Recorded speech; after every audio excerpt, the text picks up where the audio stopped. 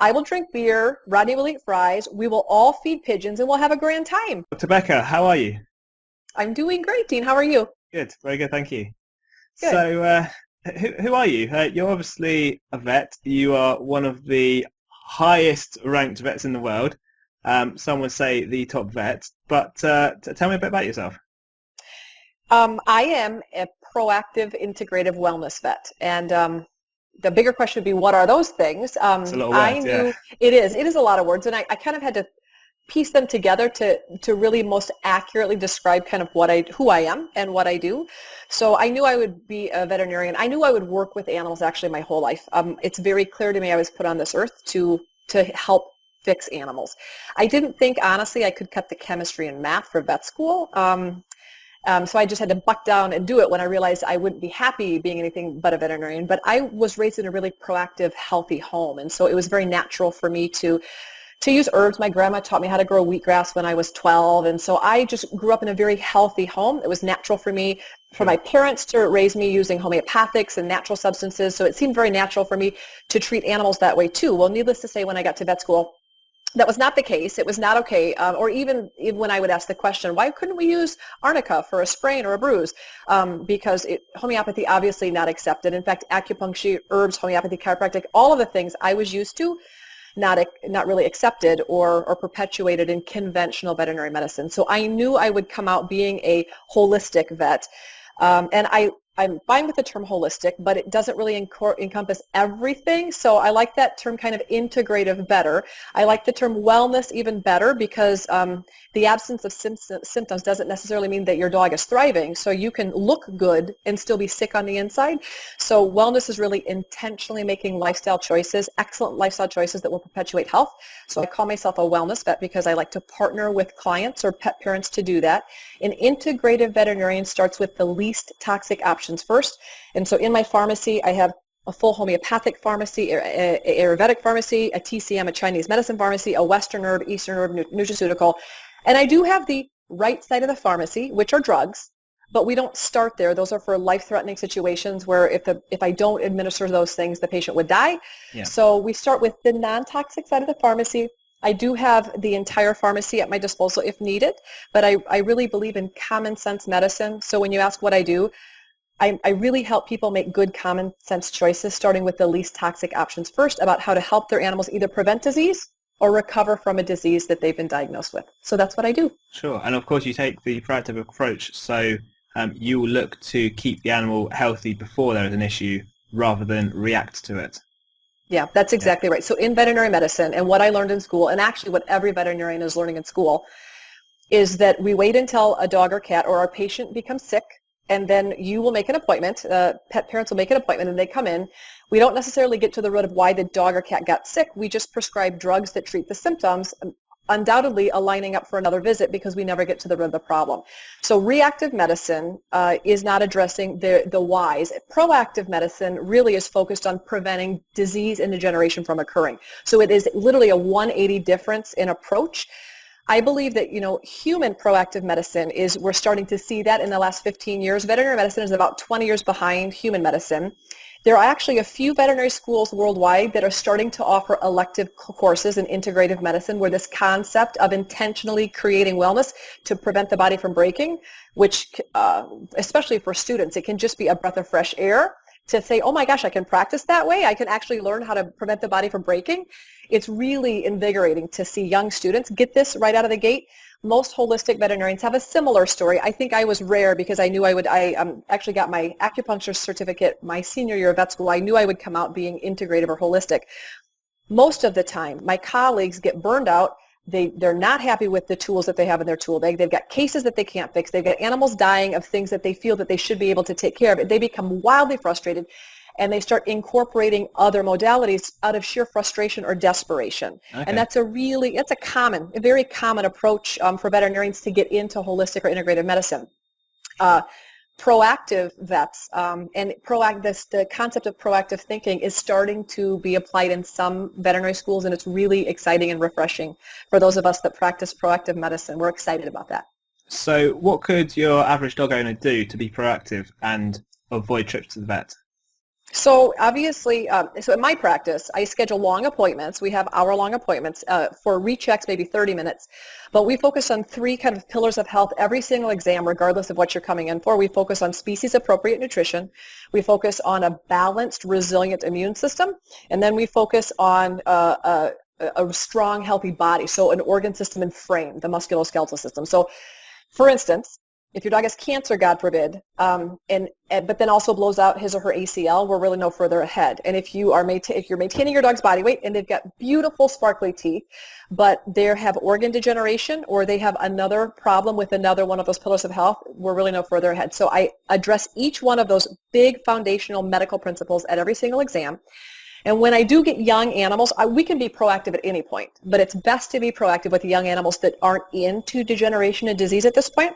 And we really focus, actually, this is a beautiful question that ties into what I'm going to be talking about at the conference. My topic at the conference is called Safe Dogs in a Toxic World. And actually, it incorporates a lot of proactive principles. So how pet owners can become proactive, number one, start thinking about everything that goes into your dog's mouth. Everything that you feed your dog is going to do one of two things. It's either going to prompt a healing response or it's going to potentially harm your pet. It's one or the other. Yeah. No food is going to be, except maybe water, and even that can be toxic or beneficial. Everything that you put into your dog's mouth is going to do one or two things. So I really want people to start thinking about everything that touches their dog's tongue. And then making sure that it is as clean, GMO-free, natural, unprocessed as possible, if possible organic. So there are some great choices we can make at reducing chemical load, which is being incredibly proactive. We know about epigenetics now and this concept of nutrigenomics, which is feeding specific foods to unlock a healing potential. We also know that there are things in the environment that can actually allow some of the negative genes to be expressed. And so that's interesting. When I went to vet school 20 years ago, epigenetics was not taught, which means I was taught in vet school, if you have a set of DNA, it is coming out. And we know that that's not necessarily true. We know that dogs can have DNA lurking. So for instance, Cavalier King Charles Spaniels are prone to mitral valve prolapse, a heart condition. And even if you have a young Cav that doesn't have a murmur, that's a perfect time to be proactive. You can get that dog off of carbohydrates that take up space in a diet. You can get that dog on an amino acid rich, very densely packed, high quality human grade unprocessed protein, which is incredibly nourishing for the heart. You can do glandular therapy and feed heart to a heart patient. You can actually add things like ubiquinol, which is a reduced form of CoQ10, which naturally improves the mitochondrial function and the striated muscle function of the heart.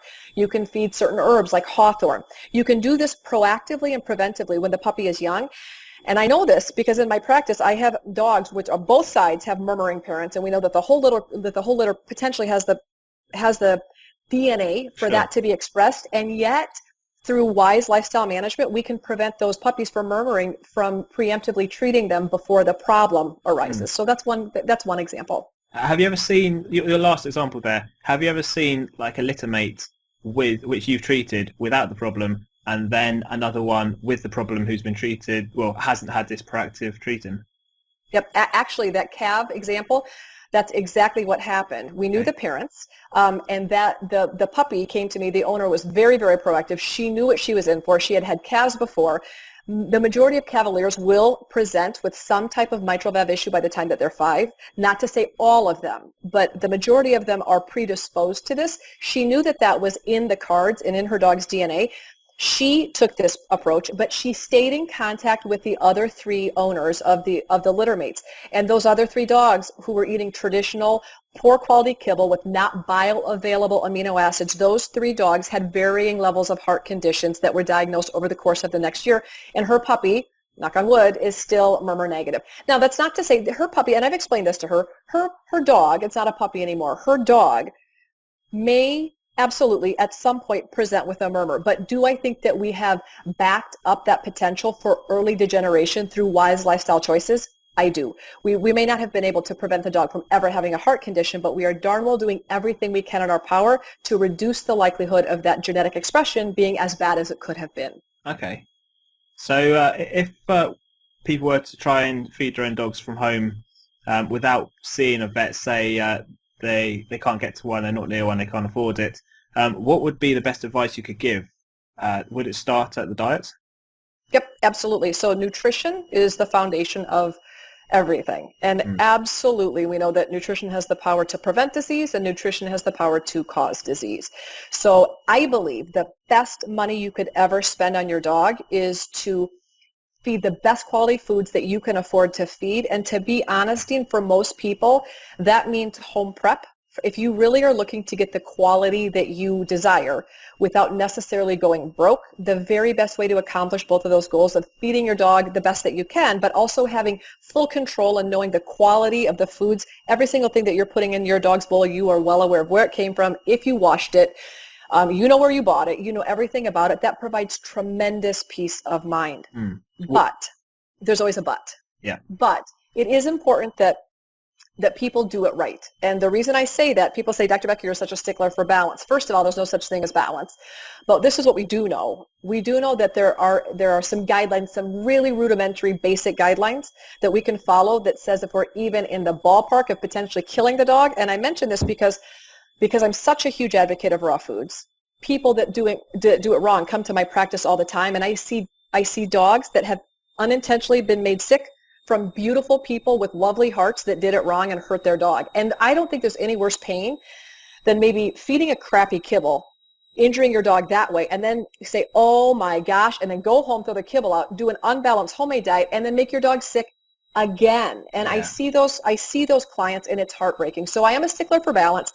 I use the most demanding standards in the world, which are the Ancestral Diet Database standards. It's I like the European standard next, but I think in terms of comparison to the Ancestral Diet standards, everything fails in comparison. In fact, the vitamin, mineral, amino acid profile can be double in the Ancestral Diet outline. And so I really try and mimic the Ancestral Diet guidelines as much as possible. And what that means is just making sure on a consistent basis that you are giving your dog everything that we know scientifically needs to be there. Manganese, iodine, iron, zinc, everything. So as long as you know that you're doing that, you're going to be fine. If you don't know, or if you're guessing, or if God forbid you guessed wrong, you can get yourself into hot water. I just want to prevent people from having the heartbreak of doing it wrong. So home prep is your best choice, but just make sure that you're following a recipe or taking advice from someone you trust and that you know in your heart that advice resonates with you. Sure. If you struggle to do all that yourself, because it is quite difficult to get that balance, is a premixed solution a good enough meal? So there's endless options. Some people, I have a ton of clients that are kind of inching their way into this homemade fresh option. So there's endless possibilities, Dean. I have clients that say, listen, I know that fresh is best. I don't have the time. Or a lot of people say, I don't have the money. My recommendations are to do as much fresh, homemade, unprocessed, living, whole, non-GMO, organic food as you can possibly nourish your body with, and then also the animals that you're caring for. So if let's just say you feed your dog 14 meals a day, if you got a little guy, out of those 14 meals, if all you can afford to feed is 4 meals fresh, that's a beautiful addition. Do it. And don't let anyone knock you for doing 4 out of 10. If you can afford 50-50, that's even better. 1 meal processed, 1 meal fresh. Beautiful. Sure. If you can afford more than that, that's even better. But what I tell people is don't let anyone knock you from where you're at. And let's just say all you can afford, let's say you feed your dog once a day, you're doing 7 meals of dry food. Fine. That's all you can afford. We got you. No problem. What you can do is when you're slicing up veggies for yourself or when you're trimming meats for yourself, you still can share those beautiful additions with your dog as treats. So what I'll tell people is don't ever spend money on a treat. Use fresh, living, whole foods as treats if you're feeding an entirely processed, dead, inorganic diet. Sure. Do you need to blitz that in the processor, or can you just feed full? You can do whatever your heart desires, but all of us know from the corn theory exactly what happens. If you feed your dog or any mammal whole corn, corn in, corn out, no big deal. It was fun. It was a little party in the mouth. Did they derive any nutrition from it? No. Do I actually advocate anything really eating corn? No. However, if you want to I give whole carrots to my guys. Yeah. And do I see it come out in their poo hole? Absolutely, but they have such a great time. I give them the carrots with the greens on the end, the whole carrot with the green top. Yeah. They'll spend 20 minutes just shredding the greens and crunching the carrot. Half of it's eaten, half of it isn't. It's fine. They're having a party. Do I see carrot in their poo? Sure. Do I see green? They eat all the green top. None of the green I see in their poo. I see a lot of carrot. If I was really trying to chase down ample amounts of beta carotene. If I was going after that carrot because I wanted to enhance my dog's beta carotene concentration, I would be pureeing it to match or emulate the stomach contents of what their prey would be. But in this situation, of course, if you're looking for increasing nutrient value, whiz it down, which means increase surface area by throwing it in a blender to masticate it like a prey species would. Sure. Okay, so moving on from food, are there any environmental factors that we can take precautions with and like kit out our home in the best way possible, like scented candles, air fresheners, that kind of thing? Like, And that's yep, beautiful. Great question. None of us, I can't afford organic couches. A truly organic couch made of organic cotton is $26,000. It's really, Wow. really, really expensive. You and I, at least me anyway, go to the cheapest because my couches are basically disposable. My dogs lay on them. My cats shred them. They're in a year. In a year's time, we have a big bonfire, burn it, and then we start over with another $100 couch. Those couches are toxic. They're off-gassing. They've all been sprayed with flame retardants. The majority of dog beds, unless you're buying an organic dog bed, they have been sprayed with flame retardants. There again, flame retardants are chemicals that our dogs and cats are absorbing. So because dogs are naked and they're fuzzy and they're not taking showers every day, environmental off-gassing from upholstery, furniture, paints. We know that water, if you're not feeding filtered water, chlorine and fluoride are big issues when it comes to decreasing your dog's immune function over time.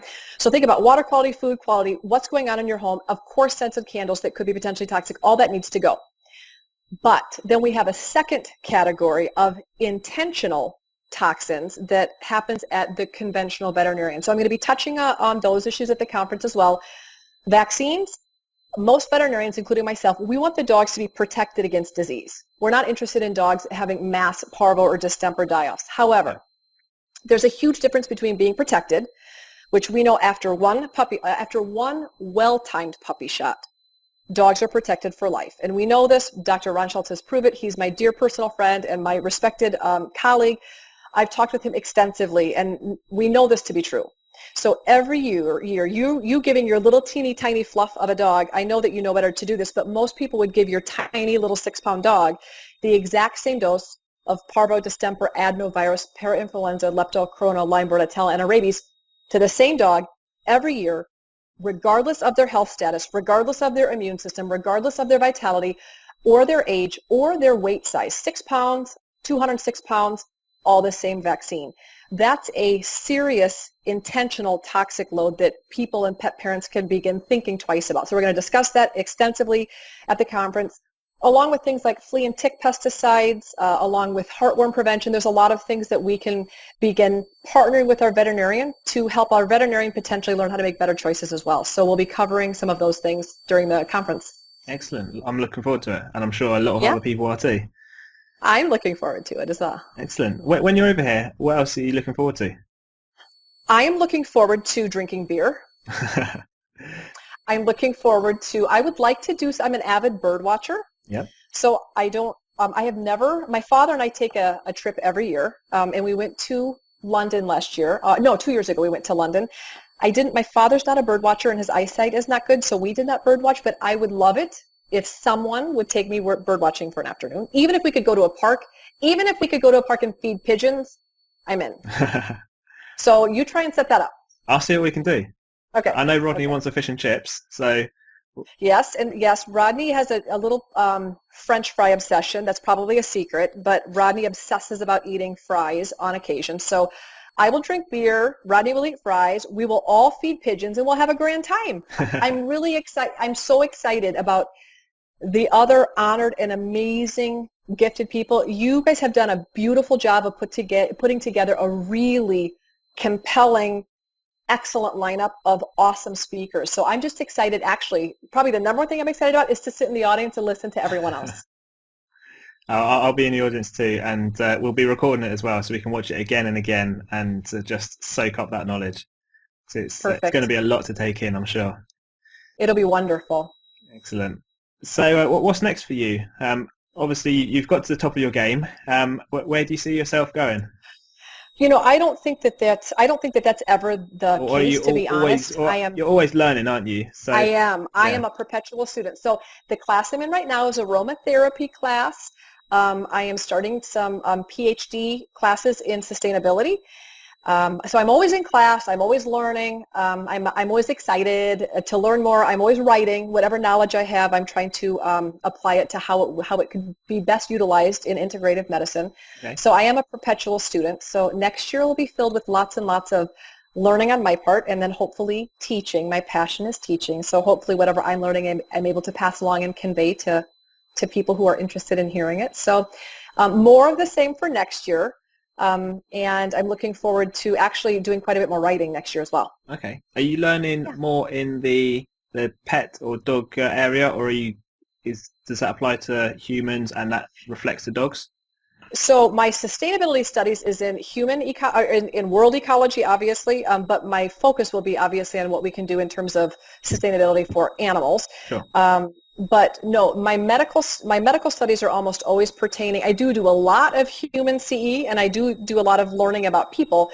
But it's split 50-50. 50% of my education is for people, 50% is for dogs, cats, exotics, and wildlife. But even the cool stuff I learned for people, almost always there's application somewhere else in the animal kingdom. So I just love connecting the dots. I like meeting brilliant people. I like making connections with people that are doing their passion, and then I'm learning from them. So it'll be an exciting 2016. Absolutely. So you mentioned people. You've obviously met a whole load of people over your career, and a lot of high-ranking professionals as well. Who's made you feel starstruck? Who has made me feel starstruck? I would say I get starstruck all the time. I would say the last person that I had trouble forming words, let me think. Ask me another question, I'll come back to that. Okay. Well, this might... Oh, no, I know. Yeah? Actually, I'll tell you who it is, because it just happened again to me last week. I'm in my 29th year as a wildlife rehabilitator, and wildlife rehabilitators are volunteers, people that want to fix wild animals. Wild animals obviously don't have an owner, and so Mother Nature doesn't pay bills, and she doesn't have a hospital. So when wild animals become injured, hurt, sick, debilitated, they just usually starve to death. It's a terrible thing. So I'm very passionate. I really believe that God meant everyone to just care for the animals that are put on the path before them. You don't have to go looking for them, but the animals that show up you need to care for. And I've had a ton of wildlife show up in my path early on, and I have been passionate about fixing wild animals that I come across. I met two amazing people. The first one that I could not speak, her name is Barbara Harvey. She has the highest wildlife rehabilitation success rate in the world, 90% success rate. Wow. It is unheard of. I was at 31%, and that's national average. In 1986, the first time I ever was unable to form words, I read about this woman who had a 90% success rate, and I said, oh my gosh, there's no way. I mean, she has to be lying. Something has to be wrong. So I was 16 at the time. I called her. I said, Barbara, my name is Karen Becker, and you have a 90% success rate, and I have a 31% success rate. How did you do it? And I kid you not, this is what she said. She said, I don't know who you are. And if you would stop toxifying the animals you're caring for, if you would start working with their systems instead of putting foreign drugs into their system, you too would also have a better success rate. But unfortunately, you're probably not going to be willing to do that. And so I'm going to be unwilling to talk to you. Click. Wow. Well, I didn't know she hung up on me. So I called right back, and I was like, hey, Barbara, I think we got disconnected. She said, we didn't get disconnected. I hung up on you. And I said, why would you hang up on me? And she said, I think she finally realized that I was 16 and naive and just really seriously wanted to learn something. Sure. So I invited myself to her house in Horicon, Wisconsin. She let me go there and work for a week with her. She uses only homeopathy to fix hawks, eagles, owls, and falcons. All she uses is homeopathy. Yeah. When I met her, I couldn't even speak, and you kind of go weak in the knees, and you kind of are like, oh my gosh, it's Barbara Harvey. I still, to this day, when I talk to her on the phone, I have to stop, and it's just such an honor to be in some of those people's presence. She's a tremendous healer. She's a gifted healer. But she's also just one of those energetic creatures that you just are drawn to because they have this magnetic energy. So she's a beautiful creature that I hardly can speak around. But it just happened last week. Dr. Kathy Orr has been also a federally licensed wildlife rehabilitator. She started a brand new foundation about raising awareness for wildlife, and I had the opportunity. I knew about her, I'd read about her, and I had the opportunity to meet her last week, and it happened again. I met her, and I was like, oh, Dr. Orr, let's take a selfie. And so I felt like a total idiot, but I did make her take a selfie, and she was gracious and kind. So funny. And what did she teach you? She taught me all sorts of stuff. The thing just right then and there last week, she's able to sex birds a little bit differently. So most birds are males and females look the same. They don't look dimorphic or different. Some songbirds and things, the males are of course very pompously colored and flashy and beautiful, and the females have the very important role of protecting the nest. We're not drab ladies. We have the most important role of being camouflaged to protect the nest. Yeah. So, but some birds, the males and females look exactly the same. So she taught me some amazing techniques on how to sex them without guessing. So that's what she taught me. I learn something from everyone I meet, and I love that aspect about bumping in or intentionally meeting people, because there's always something that will be added to your life, which is exciting. There's always more to learn. There is always. Yeah. Yeah. So who would be your mentors? I have several mentors. Certainly Ron Schultz, Dr. Ron Schultz at the Madison Vet School has been a huge influence in my life. I'm going to not cry. Dr. Jack Oliver started the adrenal lab at University of Tennessee, and he was probably he was the guy that I called him in 2006 and I said, listen, Dr. Oliver, I feel like we're having an epidemic. We're having an epidemic of secondary or atypical Cushing's, secondary Cushing's coming on after spaying and neutering dogs. I feel like I'm going crazy. My whole practice is full of them. Am I the only one picking up on this, or is everyone missing it? And he was the one man who said, listen, Karen, you are spot on. I set up the adrenal lab to start doing this research to be able to show the world that this is what we're doing. It's not that spaying and neuter, you have to stop it, but you have to be aware of what we're doing endocrinologically to our animals once you rip their sex hormones out. And it was just this huge breath of fresh air for me. He was very supportive. He was incredibly kind. He would answer his phone day or night when I would wake up sometime with crazy questions at 2, 3 in the morning, and I'd email him, and an hour later at 4 in the morning, he'd email me back. He's just that kind of guy. Yeah. Beautiful soul. He understood me. I had endless questions. He was super patient. And then in July 2 years ago, he was having a beautiful dinner with his wife, and he had a heart attack and died. So that has been the biggest loss for me, because not only is all of that amazing research stuck on Jack Oliver's computer at the University of Tennessee Adrenal Lab, Yeah. but those people that just feel like they're a part of your backbone, that make you better, that challenge your thinking, that also help you learn. I mean, he was a master endocrinologist, and that is not me. I miss those types of role models immensely, because they contributed so mightily to my, not just my career, but to my passion about moving health forward for animals. So that was a tough one. He's still very much a mentor to me. I just miss him a lot. Yeah, Sophia Yin, my colleague, a beautiful animal behaviorist, again, also transitioned, miss her dearly. She was one of those amazing trainers that just wanted to shake the world and say, wake up, people, quit using dominance, force, and negativity to train your dog. No one likes to work under a threatening hand. Knock it off. And she was brilliant and bold and powerful and lovely, and also transitioned. Missed them both. Other mentors, I feel like I say that word all the time. Those are the big ones that come to mind. Steve Brown is a mentor of mine. Steve Brown, one of the more brilliant people I've ever met in my whole life, formulated a gazillion foods and still continue in retirement. He still continues to formulate foods. He's taught me so much about the ancestral diet. He was the guy in the U.S. that formulated the very first bag of commercially available raw food. So he was doing it long before some of us were. And I was so thankful. I was doing home prep at the time when I met Steve. And he's like, I'm going to make a commercially available raw food. Not that I could afford it then, but I was like, go Steve, because it's just nice to have that as an option. It also tells us where we're at with our evolution of thought and change, when, a raw food company would have never made it 50 years ago, but raw food companies are making it now. And that's a testament to our evolution. Thank God, as pet owners, we're getting it slowly but surely. So it's nice. Yeah. I have a lot of people I look up to and respect, and they've all been incredibly gracious at helping me learn and being open to questions. So I appreciate that circle a lot. Yeah, and I bet you're also helping a lot of the younger generation of vets as well get to be where you are now. Yeah, I do. I love Jean Dodds is another beautiful mentor. She has been open and gracious and kind. Literally for the last 20 years, I've called her and say, what about this? And what about this? And she's been great. Yeah. Jean Dodds and I both really love when I say kids, we love this next generation of veterinarians, because not only are they going to continue to propel us forward, they they're a questioning generation, and I love it. Just because they learned it in school, they're like, I know this is what we learned. It doesn't make sense to me. I love that. I love that attitude. I love people that don't say, oh, this is the way we've done it and we're going to do it again.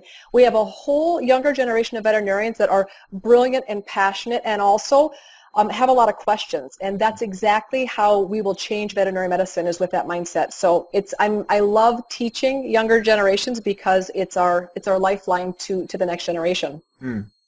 So do you have any tips for someone finding a vet? So if there's not a holistic or a homeopathic or an alternative vet near them, what would you do to recommend them finding one? Such a great question, Dean, and such a painful one for so many people. Yeah. So painful. And I know that I do phone consults every Friday morning for 4 hours. I talk on the phone.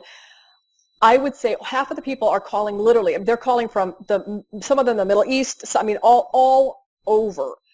And some of them cry. They get on the phone, and they're happy that we can talk. Obviously, I can't prescribe, but that we're able to talk out some issues and think about some things. And we talk about wildcraft and like what's available locally for you to be able to resource.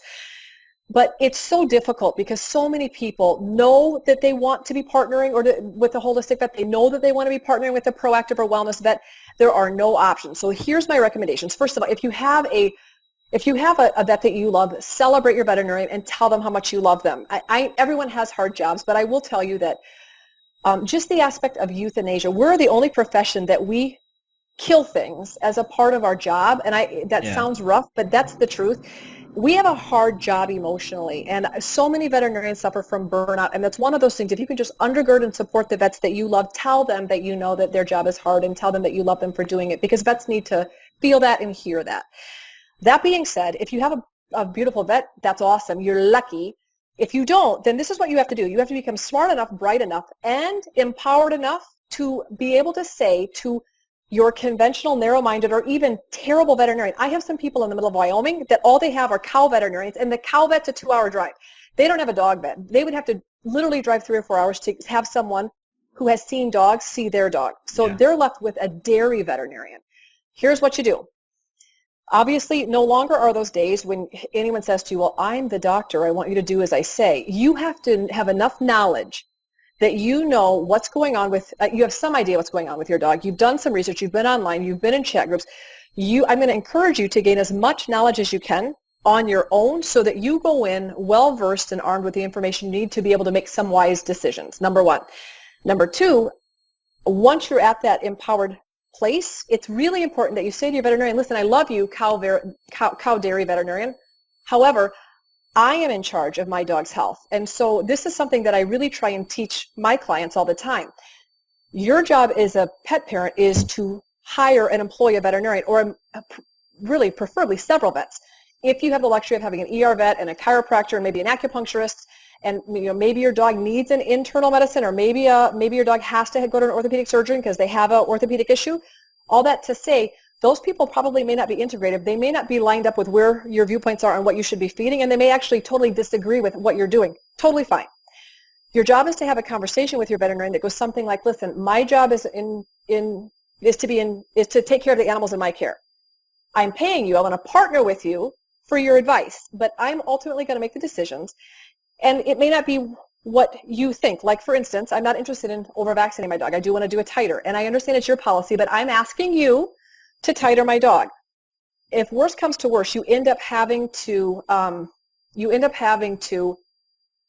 don't say fire veterinarians, but oftentimes you end up having to part ways. Sure. And maybe driving a little further, or maybe you may end up having to pack a sandwich and stop to get a tank of gas and make a 3 or 4 hour trip to a veterinarian that aligns with you, and say to that, listen, I hope I only have to come here once a year, but this is what I need while I'm here. I want you to check my dog's organ function. I want you to do titers. I want you to do 4DX and make sure that my dog is tick-borne disease negative.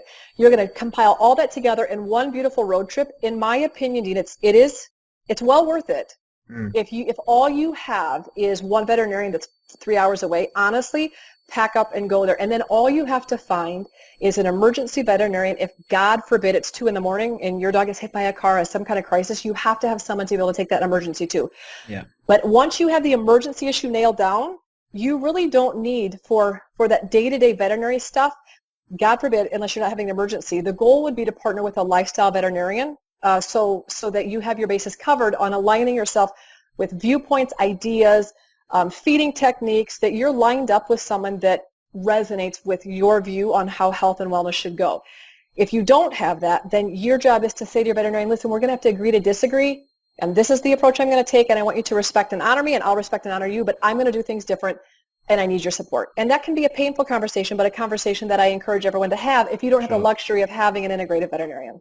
So say you're a raw feeder and your vet doesn't agree. It's okay they don't agree, as long as you both understand each other's levels and you know where the line is, and they don't push past it and you don't cross past it either. But ideally, exactly right. You want to go for a vet who understands a proper diet, understands what raw feeding does, how the balance is achieved, and that they'd be the preferable choice, would they?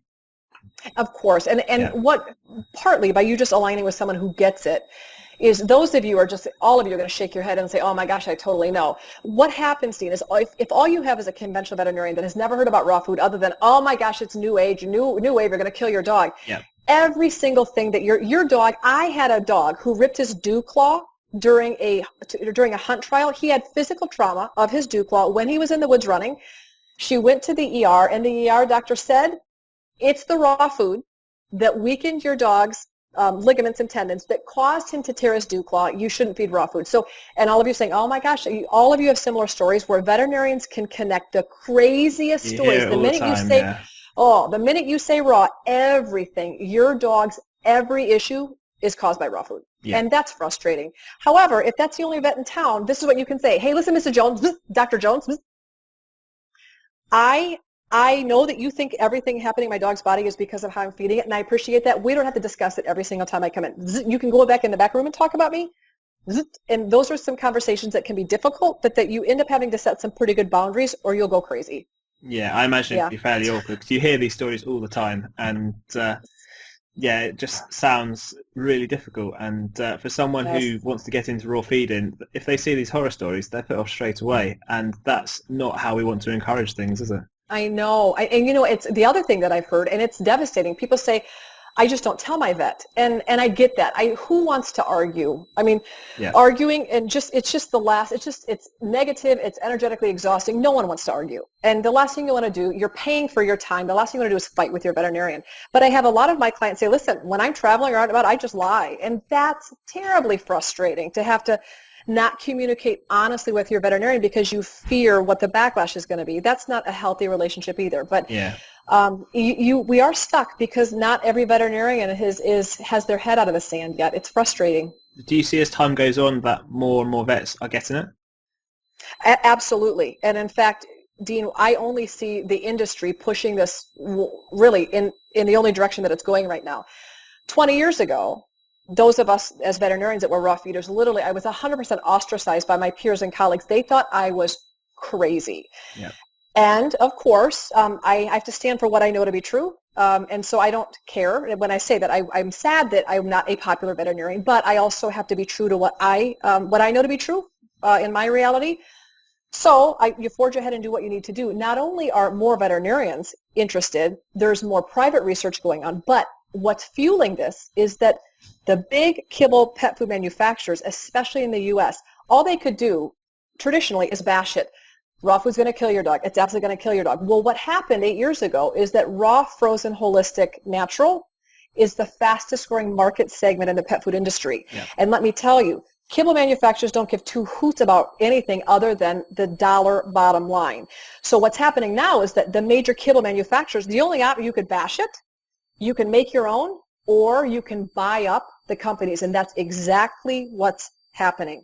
The kibble manufacturers want a piece of that pie, and they're offering unbelievable amounts of money to small raw food companies to buy them up because they want that 30% profit share, or kibble manufacturers that bashed raw food for the last 20 years are starting to make their own. Interesting. But that's forcing veterinarians to take either to take another look at raw if they're old like me, or this new generation to say, you know what, it makes total sense, and they're not having to reevaluate. They're evaluating it along with other feeding options, which is exactly how food evolution occurs. Sure. Do you see more of it being pushed by the clients coming in who are raw feeders, and then they often know a lot more than the vets themselves, and then the vets brush up their knowledge that way, or do you see them taking a proactive approach and trying to stay one step ahead of their clients? I see both, Dean. I think that by nature, there's always a segment of professionals that they just want to know. Yeah. There's also a segment of professionals, and certainly there's a segment of veterinarians that they don't do CE, they're narrow-minded, they never learned anything more than the day they graduated from vet school. I'm the doctor, you're not telling me, I didn't learn it then, what you say is wrong. Yeah. Those people just need to retire. God bless them. They just need to retire. What I do see is that open-minded, there's absolutely a segment of conventional veterinarians that are just open-minded and eager to learn. These amazing proactive clients come in and say, this is what I'm feeding, here's why. And a lot of clients come in ready, here's information, here's what you need to, here's the guaranteed analysis, here's how it was formulated, here's what it is. And veterinarians are saying, wow, I had no idea. Most importantly, what we're getting is proof of it being effective with stories. So veterinarians have been treating IBD with classic prescription diets that don't work and prednisone that doesn't work, and the dogs are becoming sicker and more debilitated. And then you heard the same millions of health stories that I have heard. The client puts the animal in raw food and the veterinarian says, oh my gosh, you cured your own dog. You cured your own dog. How did you do it?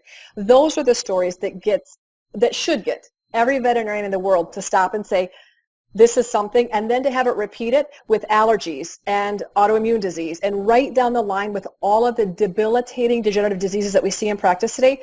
Most of them are food derived in terms of the root of the problem, and most of them can be resolved with appropriate food. When veterinarians begin to see that over and over and over, the scholar in them should say, why is that? And I want to learn more. And absolutely that's happening. Absolutely. And that's refreshing for me to see. It's exciting. Yeah, definitely. Over in the UK here, do you know Nick Thompson? Have you? I know. I have never met him. I know of him, and I can't wait to meet him. So I spoke to him a minute ago. He says hi, but yes, tell him hi. He's formed a raw feeding veterinarians society, and what he's doing is he's getting together or as many vets in the country as he can, and teaching them what raw feeding is, trying to level up their knowledge of nutrition, and just try and push the vet industry to a whole, well, not the industry, but push vets to a whole new level. And is there anything like that going on over in the States? Or that's when you ask what else I'm going to do. Let's add to the listing. I'm going to drink beer, bird watch, feed the pigeons, and we're going to corner Nick about how he set that up, and maybe he would help teach me how to emulate a group here. I would be very interested in doing that. I'm sure he'd be more than willing to have that conversation. Yeah, how exciting. Okay, well, I'm going to start to wrap this up because I want to be respectful of your time. But what's working for you and your dogs right now? If there's one thing that's working really well.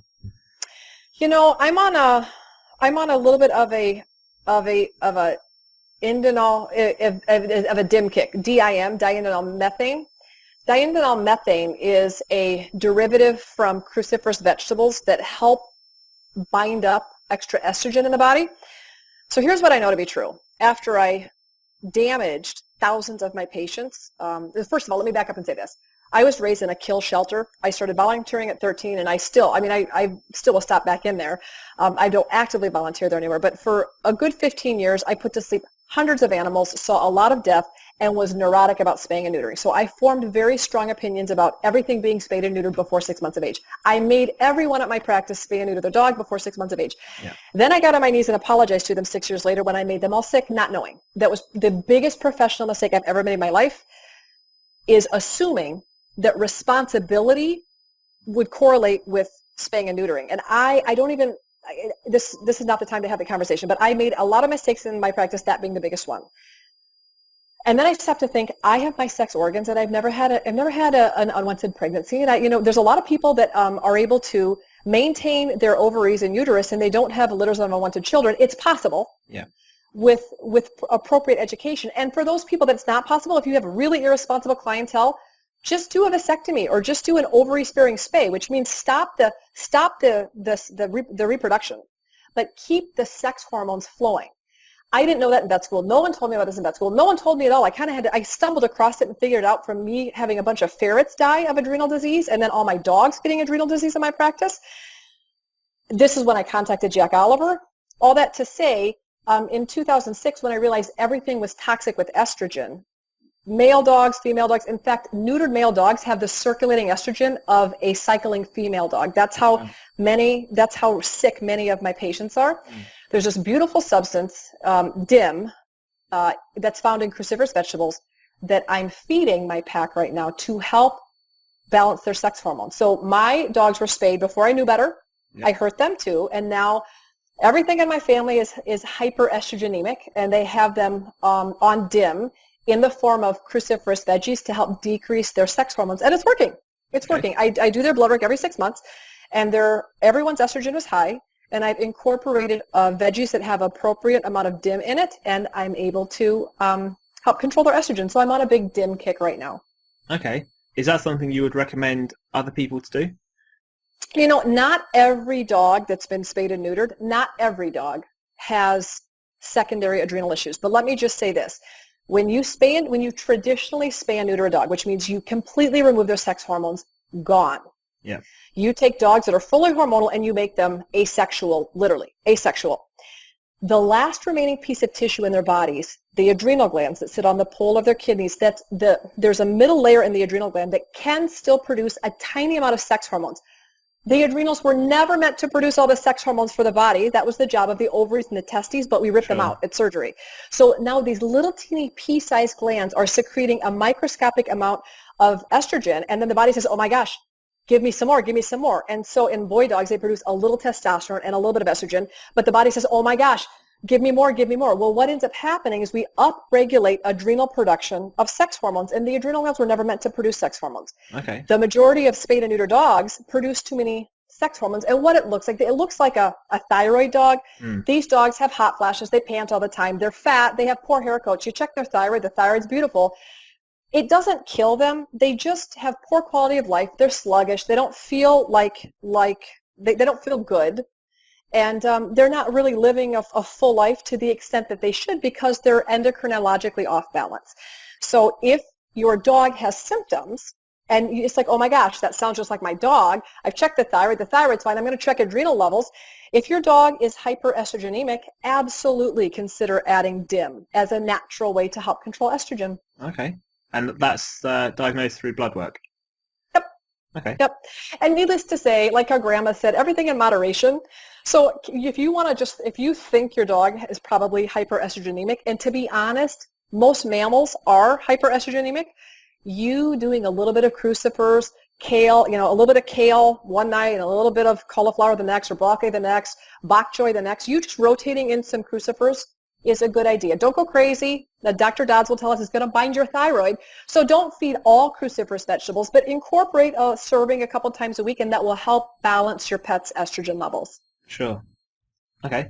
Well, thank you very much, Karen. It's been thanks, Dean. Great chatting with you. I'm so excited. Yeah, I'm excited. Really excited to meet you in person, and really excited to participate in the conference, but also to attend it. I'm excited to learn from the people I'm lecturing with. Me too. So the Natural Dog Conference will be on the 5th and 6th of December, and we look forward to seeing you there.